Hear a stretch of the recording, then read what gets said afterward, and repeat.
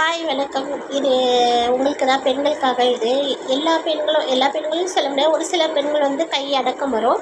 ஒரு சில பெண்களுக்கு, அதான் என்ன மாதிரி பெண்களுக்கு கை அடக்கம் வராது. யார் என்ன கேட்டாலும் ஓட்ட கை மாதிரி தூக்கி கொடுத்துறது.